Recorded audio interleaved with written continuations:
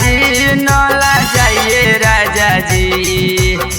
अपन में हरारू से नाला जाइए राजा जी नला जाइए राजा जी। तो हमारा ढोलिए में दूध रोटी खाइए फिर जन्नत में चल जाइए राजा जी।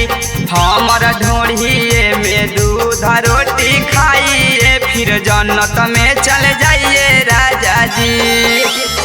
पेनिए में मुहवा लगाइए राजा जी नला जाइए राजा जी।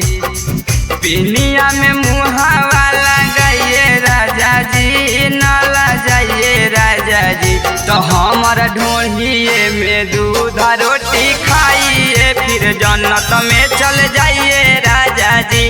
हमारा ढोलिए में दूध रोटी खाइए फिर जन्नत में चल जाइए राजा जी। देखा चूल्ही पर खौलत हो चावल जी तू हयावल जी। तनी छुआ न मन हको पागल जी मौकायावल जी। देखा चूल्ही पर खौलत हो चावल जी तू हयावल जी। तनी छुआ न मन हको पागल जी मौकायावल जी।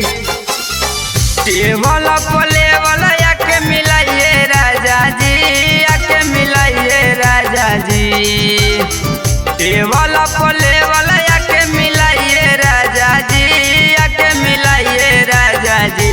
तो हमारा ढोलिए में दूध रोटी खाइए फिर जन्नत में चल जाइए राजा जी। हमारा ढोलिए में दूध रोटी खाइए फिर जन्नत में धैला सुजित परेशानी जी कैसे मानी जी। आयुष अंशु को भी बुलाइए राजा जी हाँ बुलाइए राजा जी। आयुष अंशु को भी बुलाइए राजा जी हाँ बुलाइए राजा जी। तो हमारा ढोलिए में दूध रोटी खाइए फिर जन्नत में चल जाइए राजा जी। हमारा ढोलिए में दूध रोटी खाइए फिर जन्नत में चल जाइए राजा जी। Presented by Shiv Sona Music।